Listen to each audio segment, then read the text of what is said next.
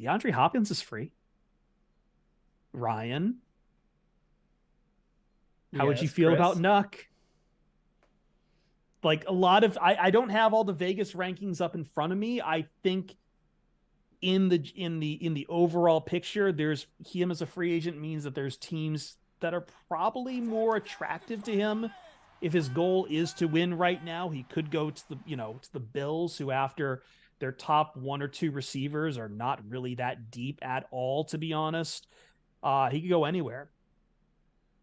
Lions do feel like a could they be enough of a landing spot?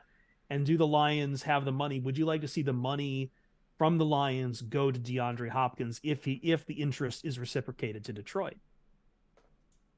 I think something that would be more benefiting to the Lions because they've caught enough flack and enough hell from quite a few people about the decisions that they've made in the offseason, especially when it comes to the draft, right? Like they made a lot of perceived win now moves by drafting positions of lower value with like running back and linebacker. And I view the money that they could use on DeAndre Hopkins as a way to maybe solidify positions of maybe more meaning moving forward, especially when you have a player like Jameson Williams who will be back after 6 games. Um, Use that money to extend Jonah now. You know what I mean? Like make some extensions happen. Like if you want to spend that money wisely, I trust me, you won't find a bigger fan of DeAndre Hopkins. Like this was a guy that I was talking about for years on our list cast rankings as, if he's not the best receiver, he's the second best receiver. And I get it. He's a little bit longer in the tooth. He's a veteran now. And, I read the Albert Breer piece. Not a lot of things shocked me, Yeah. truth be told. Like, I wasn't shocked to find out that a receiver north of 30 doesn't like to practice. I wasn't shocked to find out that he was a guy who didn't practice a lot with the Texans because his body was taking an absolute beating because he had the likes of Ryan Mallett and God, I don't even want to go back down memory lane and think about all the awful Houston Texans quarterbacks that were throwing him balls that were getting him, annihilated. I think that he's going to cost a lot. Like that's what like Nuck wants to get paid. Yep. And I just don't know if the Lions are in a position to spend that kind of money because it seems a little bit too freewheeling and dealing. And I get it. The Lions are in a mode right now where it's win. Like let's win now.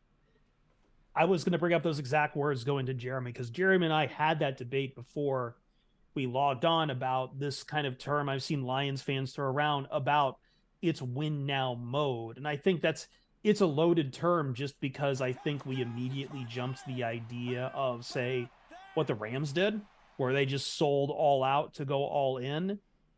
I think going after Hopkins, especially on the fact that like Jameson Williams is going to mix 6 games, yes, but it's not like he's off the roster. And unlike some Lions fans, I do not believe that he is completely a bust either. That seems also kind of an overreaction.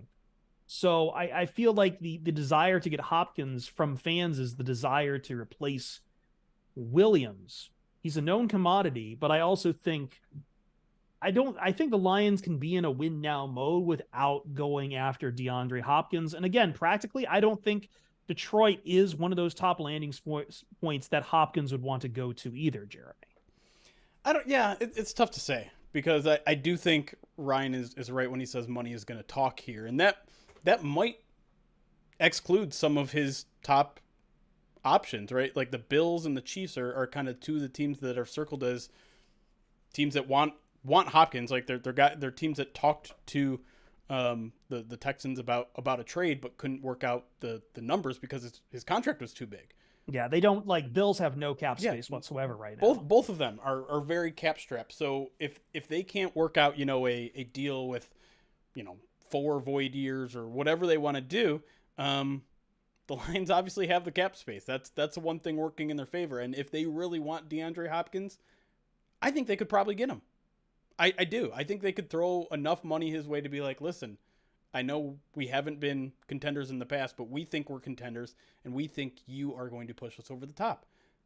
And maybe that's all true. But I just don't get I don't sense there is a culture fit here. I just don't. And again, I've said this a couple times. I don't know DeAndre Hopkins as a person. I'm not that well versed on all of his quote unquote controversies. I know he got nabbed for a PED suspension.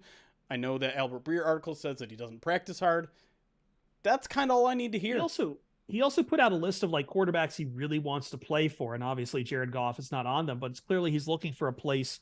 He's looking for a specific quarterback that he wants to play for as well. As you say, making that work between the cap situations of these teams, that's a different story. But clearly he's looking to play with a quote unquote elite quarterback for his career as well. Playing in Houston for that long, we'll do that to you. We'll do that to you. Matt Schaub, TJ Yates, Brandon Whedon. Like, yeah, of course this guy is going to have a list of quarterbacks that he wishes he could play for. And the other thing too, Jeremy, is I understand him seeing the OBJ deal happen and say, hold on a second, that guy didn't even play last year. Yep. Right? Like, why am I not getting what I want? Right. Mm-hmm. Yeah. But to bring it back to Chris's point, like, this is a team that, yes, their Super Bowl window is open now. Like, I think we can all agree that they are now within that window. But the one thing that they've been doing too is ensuring that window is going to stay open for as long as possible. Now, signing DeAndre Hopkins to a 1-year, $15 million deal isn't going to like slam shut their window necessarily, but it does, like Ryan said, it might limit their ability to extend some guys. It takes a significant chunk out of that salary cap. And as much as everyone wants to say the salary cap doesn't matter, guess why no one traded for DeAndre Hopkins? His salary cap hit. Okay, it matters. You know what the bad thing about having salary cap space is? Eventually it goes away. Right. Eventually you lose it, going after all the cool things that you can do with your salary cap. Yeah. And listen, this team, they might want to spend it in other ways too. They might want to hold on to it for the trade deadline. I think that's something. I mean, I know that's a little bit long term down the line thinking, but maybe that's when they make a significant, like, okay, we've made all the extensions that we want to make. Long term, our cap looks good. Now that we have a better clue of how close we are this year, maybe that's when we make our move. I think in general, it's good to have that flexibility and not necessarily just throw it away on a 1-year guy. You know who also needs to make? Oh, sorry. Go on, Ryan. No, the last point I wanted to underscore, because Jeremy brought it up, the idea about a culture fit. And reading the Breer piece, I hear it, and I hear, a player who, doesn't want to practice as much as he probably should be. Maybe not even just from the sense that he needs practice, but you need to show that you're part of the team. You know what I mean? Right. I understand how that would go a long way towards him being a culture fit in Detroit. I do think, though, that on the flip side, the piece talks about how when it's game day and the lights come on, DeAndre Hopkins is going to ball, right? Sure. And Dan Campbell talked about, player back in Miami, right? Like, he knew that he had a substance abuse problem, but he showed up to work and did his job. Maybe the practice thing is where, hey, can our locker room absorb that? Maybe. Right? And can you live through that? I think it could. But the one thing I want to say is the reason why I don't think Hopkins would ultimately be a culture fit is Jameson Williams comes back in 6 weeks. That's a pretty crowded room. Sure. And I think the one thing that DeAndre Hopkins definitely wants signing a 1-year deal is a lot of targets and a lot of catches and a lot of touchdowns.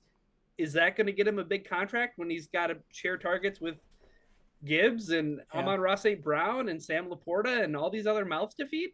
The only thing I want to add, and then we can move on, is that if there's any maturity concerns you have with Jameson Williams, and personally I think there should be at least some, bringing in a guy who only shows up on Sundays is not what you want to do, especially in the same position room.